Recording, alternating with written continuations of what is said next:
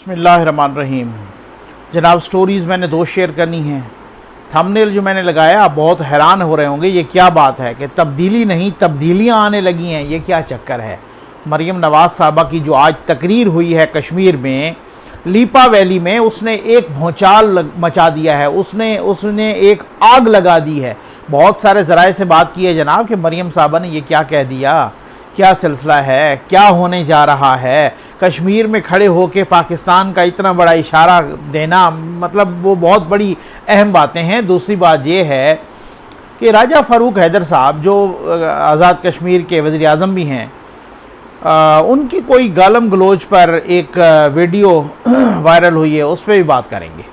अच्छा, लेकिन इससे पहले मैं इंतहाई माज़रत, क्योंकि कल के वीलाग में मैंने अनाउंस कर दिया था, इसहाक डार साहब का इंटरव्यू था और डेफिनेटली वो शेड्यूल था, टाइम लिया हुआ था, सब कुछ। अब माशाल्लाह मैं क्या कहूँ, तब्दीली सरकार, फिर हमारे जो दोस्त हैं तहरीक इंसाफ के, वो नाराज़ भी हो जाते हैं, पाकिस्तान के अंदर भी पाकिस्तान से बाहर भी।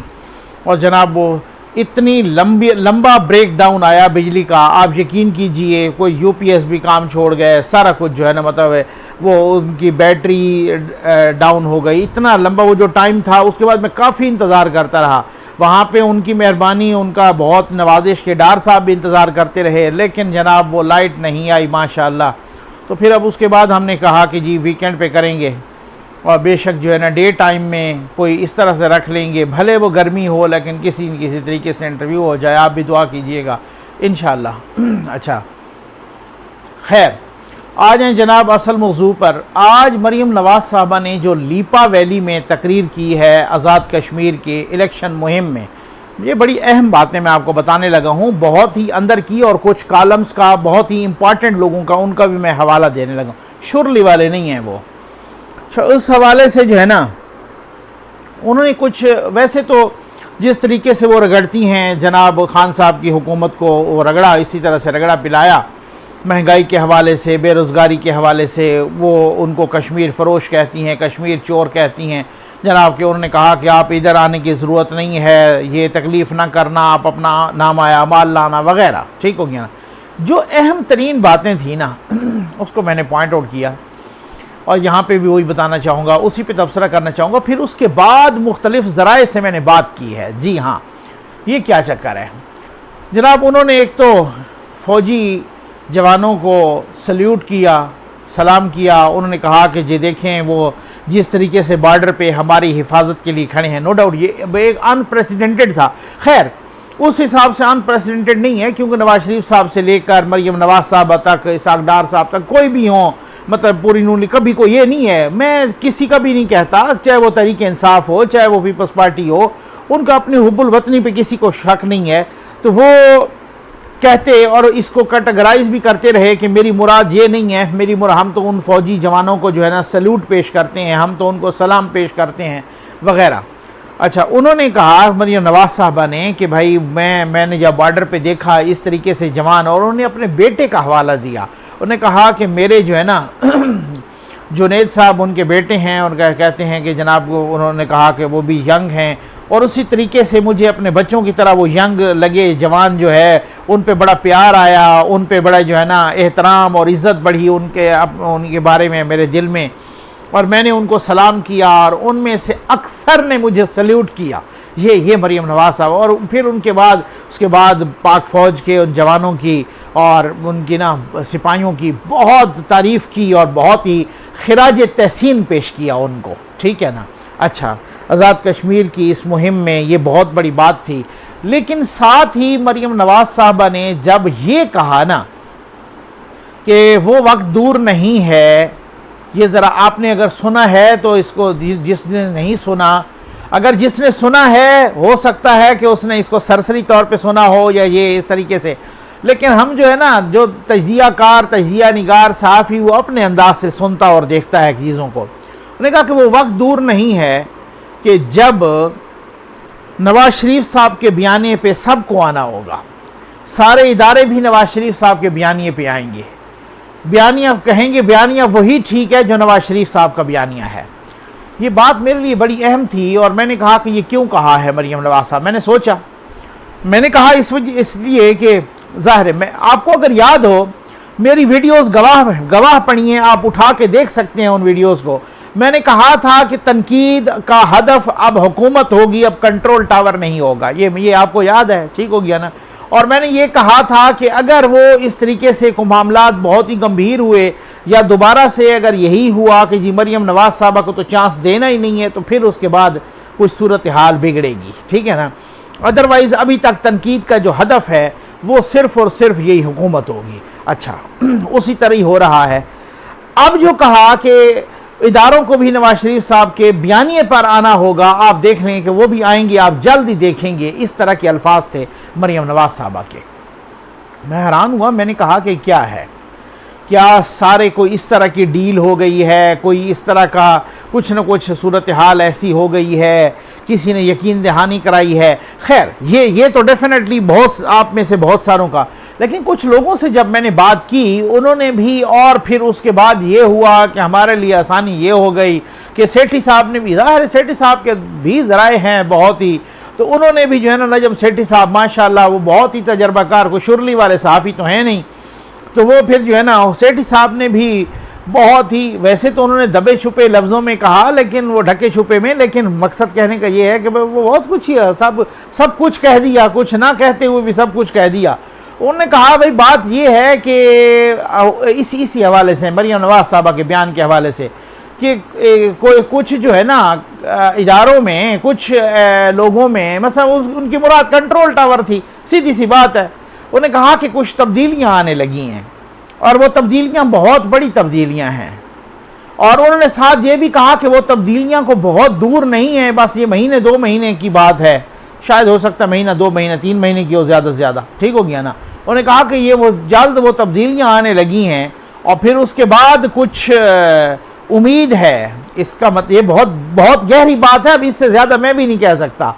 कहते हैं कि उसके बाद भी फिर कुछ उम्मीद है, बल्कि उम्मीद क्या, कुछ लोगों ने तो मुझे ये कहा कि यकीन है कि फिर वो पूरे का पूरा बयानिए पे जो है ना, अच्छा वो बयानिए क्या है, मसला वो ये नहीं है कि कोई गलत फहमी का शिकार रहे कि जनाब फिर से नहीं, जो कंट्रोल टावर के अंदर इस वक्त जो फीलिंग्स है ना, वो फीलिंग्स ये हैं कि जनाब के इदारे की इज्जत पर हर्फ नहीं आना चाहिए, और ये मुतफिक हूँ मैं, आप भी डेफिनेटली मुतफिक होंगे।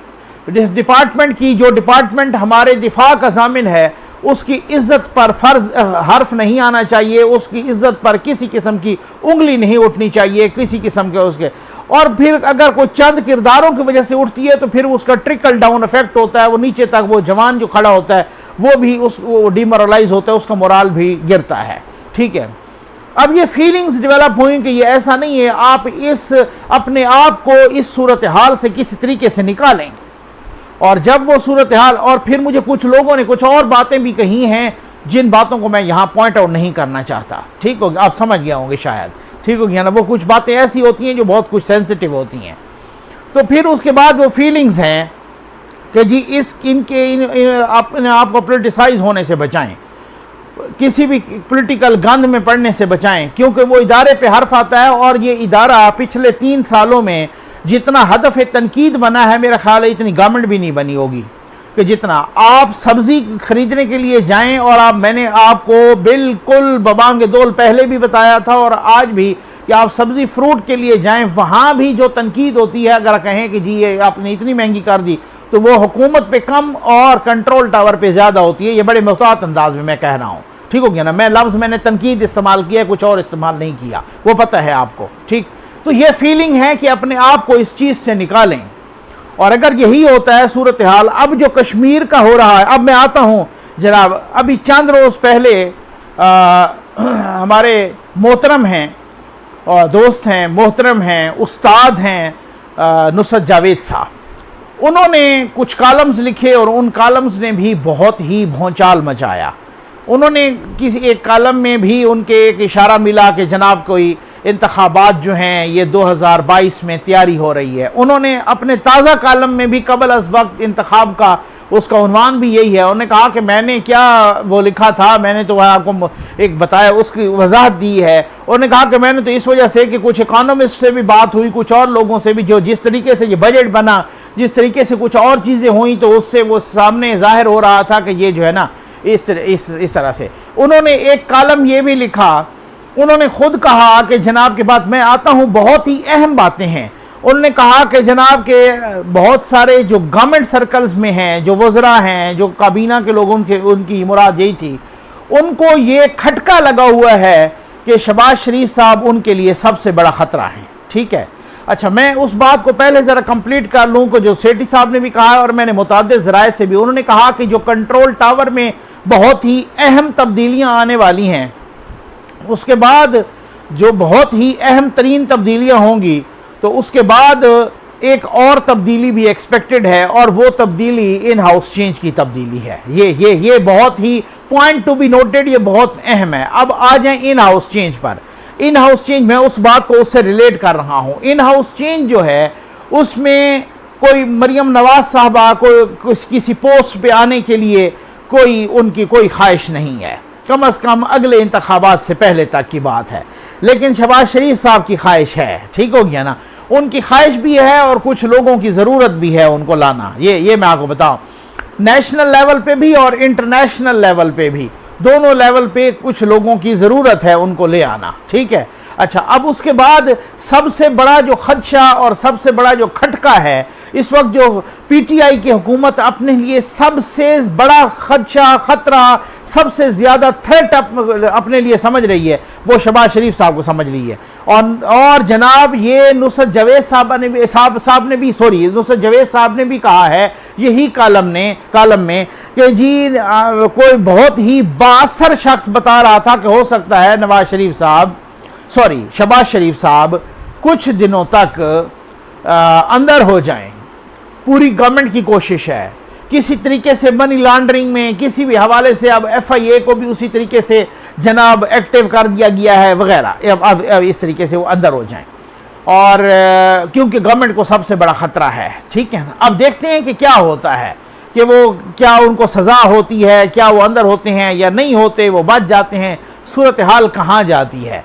क्योंकि उनको पता है कि बहुत ज़्यादा, ये भी होता है कि उनको पता हो कि अब बिल्कुल ही कोई ऐसी सूरत हाल आ गई है, ऐसा मोड़ आ गया है कि बिल्कुल इन हाउस चेंज नहीं बचती, तो फिर दूसरे दोस्तों ने भी बचाया है कि फिर खान साहब ने पक्का फैसला किया है असम्बली डिज़ॉल्व करने का। और ये मैं नहीं कह रहा, ये उनके मुतादिद वज़रा जो है ना, 2-3 बंदे बहुत ही अहम, यानी फैसल वाउडा साहब हो गए, असद उमर साहब हो गए, और कुछ लोग हो गए, वो कह चुके हैं ये बात कि खान साहब देर नहीं करेंगे। ये ज़रा सारी चीज़ों को आप थोड़ा सा मिलाएं। अब कश्मीर का जो इलेक्शन है उसमें बहुत अहम बातें हो रही हैं। बिलावल साहब की तनकीद PTI के साथ साथ नून लीग पर भी है। जो कश्मीर का इलेक्शन है, मैंने कहा था कि वहाँ पे हमने ग्राउंड रियलिटीज़ देखी हैं, वहाँ पे हमने ग्राउंड पे जो लोग ग्राउंड पे हैं ना, उन ग्राउंड पे लोगों से बात की है। उन्होंने कहा कि बहुत मजबूत पोजीशन है इस वक्त नून लीग की।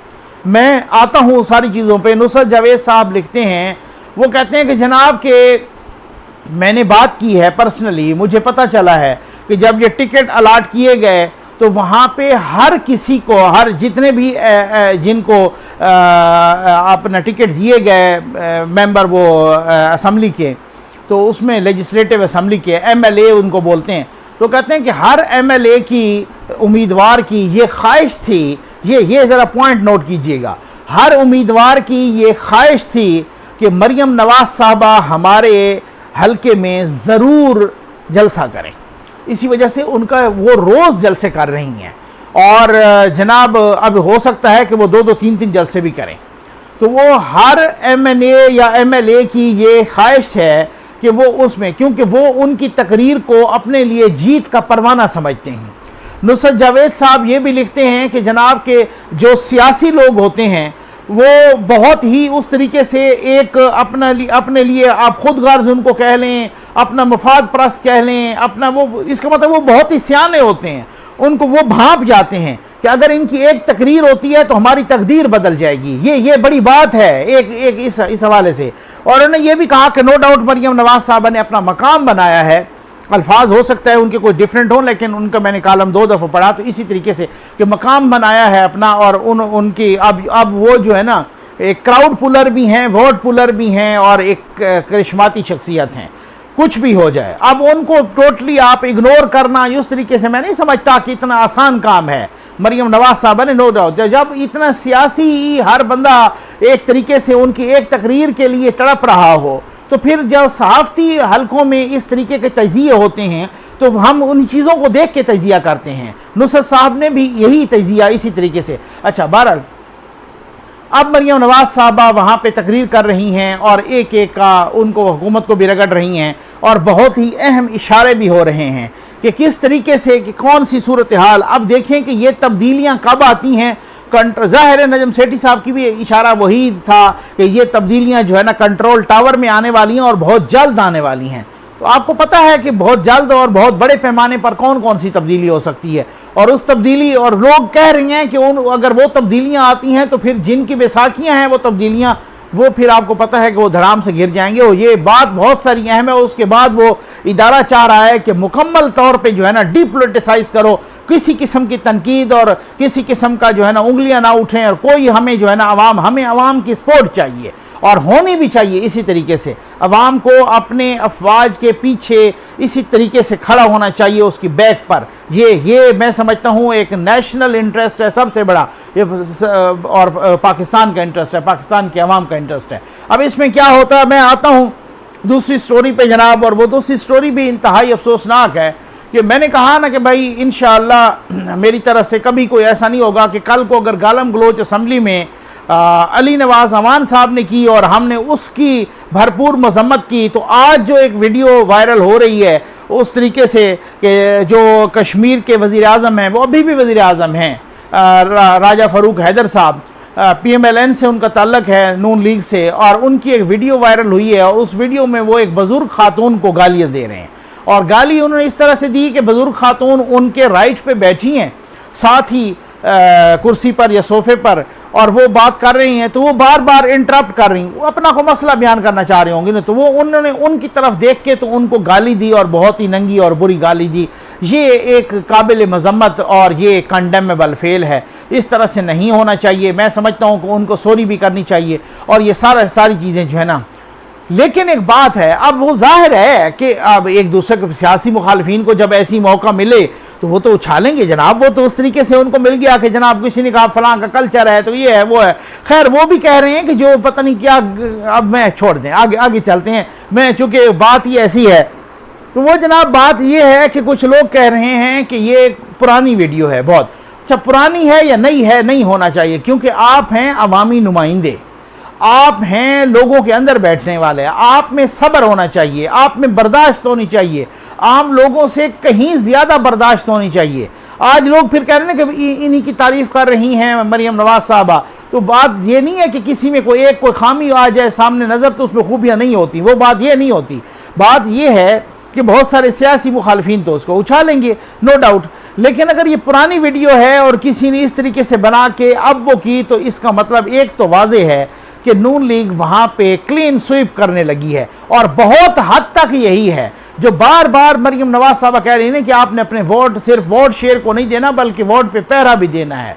अब भी ग्राउंड रियलिटीज़ हैं जो लोग वहाँ पे बता रहे हैं, वो कह रहे हैं कि राजा साहब ने इस कदर इस किस्म के इनकलाबी काम किए हैं, ये कश्मीर वाले खुद बताएंगे, इतने काम किए हैं। और मरियम नवाज साहबा के जलसे भी बता रहे हैं, सिर्फ जलसे नहीं बता रहे बल्कि उन जलसों में जोश व खरोश भी बता रहा है। देखते हैं होता क्या है। अगर ये ऐसे ही, इसका मतलब ये है कि ऐसी वीडियोज़ ऐसे मौक़ों पे आना, फिर बात तो ये है ना, समझ आ रही है कि बहुत सारों को खदशा पड़ गया है, बहुत सारों को ख़तरा हो गया है कि यहाँ पे कोई क्लीन स्वीप होने लगा है। इस वजह से उम्मीद है आपको वीडियो पसंद आई होगी। आपका बहुत बहुत शुक्रिया।